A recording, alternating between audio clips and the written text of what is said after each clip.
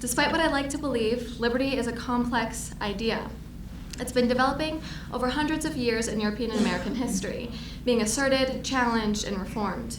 Schopenhauer once said that there was no such thing as real liberty, that we were all predestined and determined, not just by our biology, but by our society. Before him, Rousseau said, man is born free, but everywhere he's in chains. This liberty as a theory is tossed around.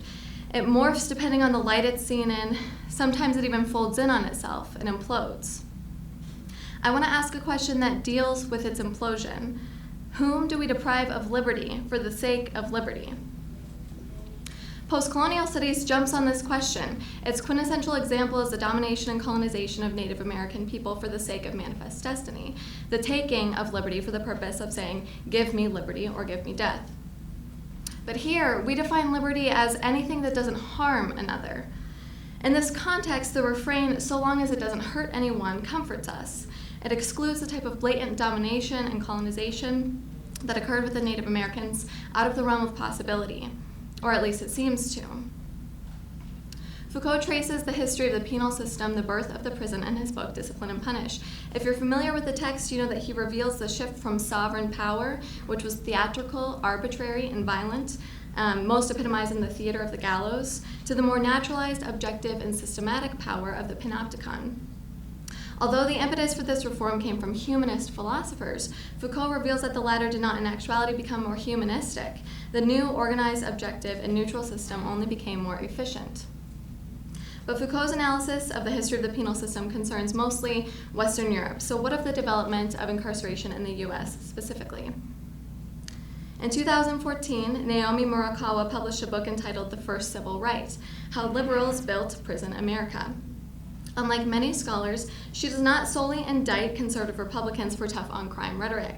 Instead, she traces how the liberal rhetoric throughout the civil rights movement created an environment in which the supposed egalitarian agenda could be easily co-opted and used for repressive, dominating measures.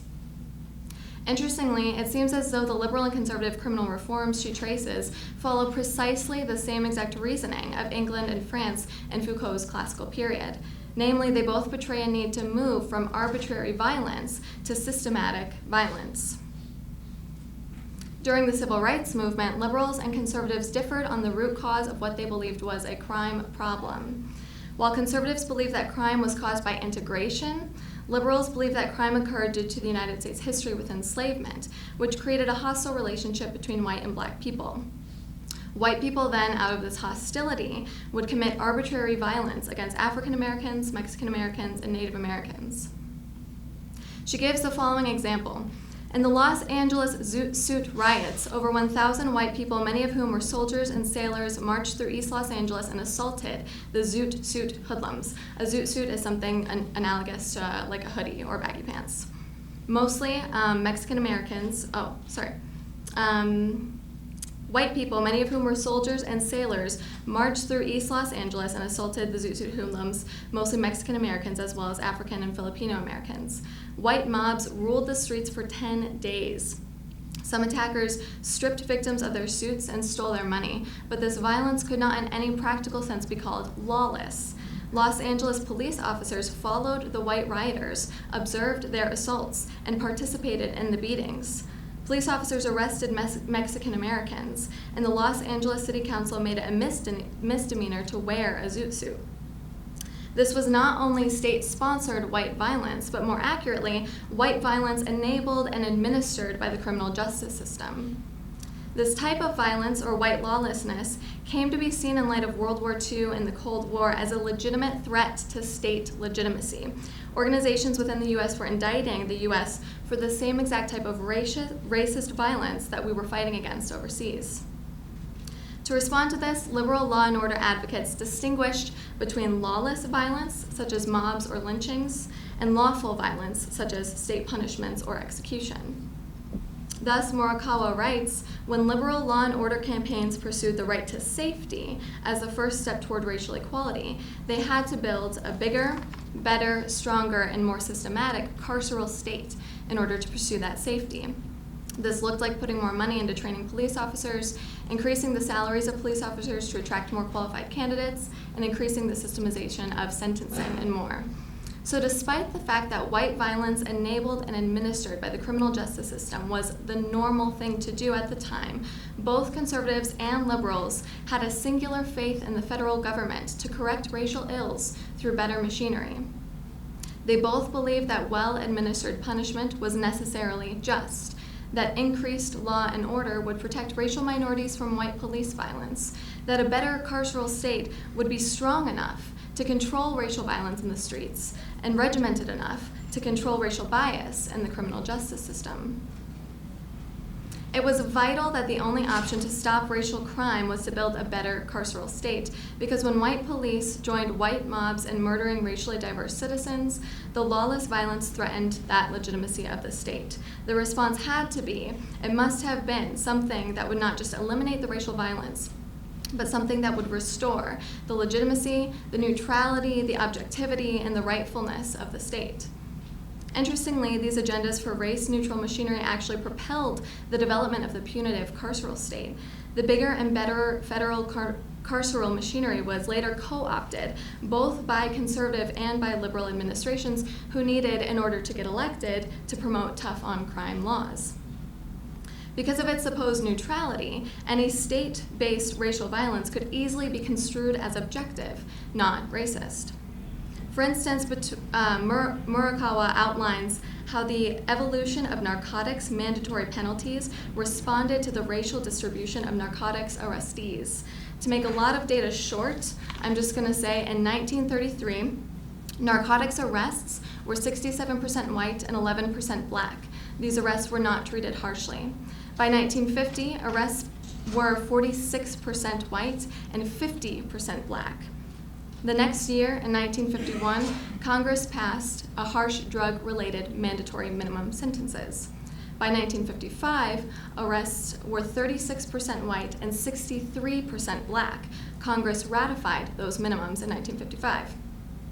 But by 1969, arrests had switched. They were 77% white and only 22% black.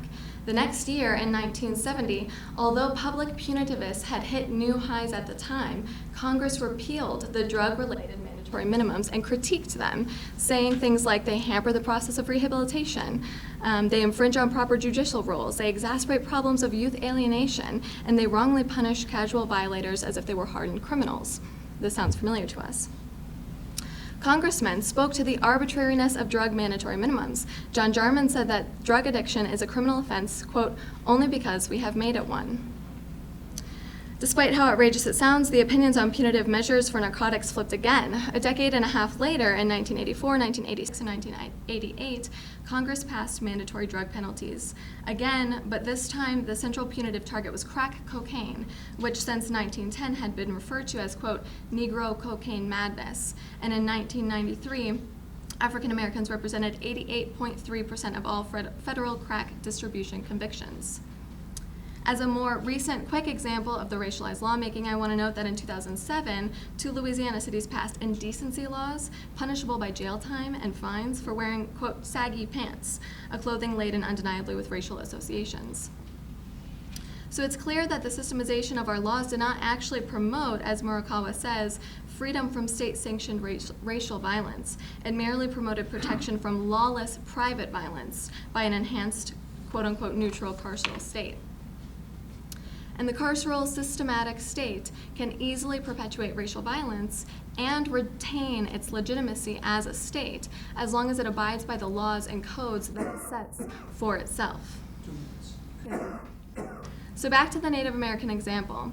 In light of progressive humanistic ideas that hinder outright domination, one could not simply dominate and slaughter a group of people. It hurts them, right? It falls outside of our definition of liberty. But if we do a slight maneuver, it might work. If we somehow construe that Native Americans pose a threat to my or society's liberty, if we construct someone as a criminal whose liberty then threatens my own, we then neatly justify another's incarceration, not only within but according to our own definition of liberty. Domination, control, colonization then no longer take the form of unjustified bloody encounters, but it takes the form of systematic criminalization of the other. the form of widening laws, of harsher sentences, or, to pull from recent events, leaking lead into poor communities, since lead is proven to have a direct correlation with juvenile delinquency, irrational behavior, and crime. As libertarians, we need not make liberty simple, easily packaged, and sellable. We need to ask uncomfortable questions, complex questions that make liberty active, living, breathing, and encompassing of all individuals. So I'll leave you with a few problematic questions. That's basically the basis for my own research. Do we, or to what extent do we have the right to deny others liberty, supposedly for the sake of our own? How can that implode through the ever-expanding definition of what is legal and what is illegal? Whose purpose does the fabrication of criminality serve? Who decides what actions are harmful to society? And what ways do classification of legal and illegal actions benefit those who create those classifications? And lastly, from the outset, Foucault says that prison reformation is doomed because the prison itself is established on failure. Since the 1800s, we have known prisons do not diminish crime rate. Detention causes recidivism. The prison cannot fail to produce delinquents. Prison makes possible and even encourages future criminal acts. The conditions to which free inmates are subjected condemn them to recidivism. And lastly, prison indirectly produces delinquents by throwing inmates' families into destitution. So why, when we've known since the 1800s that prison actually produces criminals rather than reforming them, do we continue to suggest prison reforms, continue to offer the prison as its own remedy? Thank you.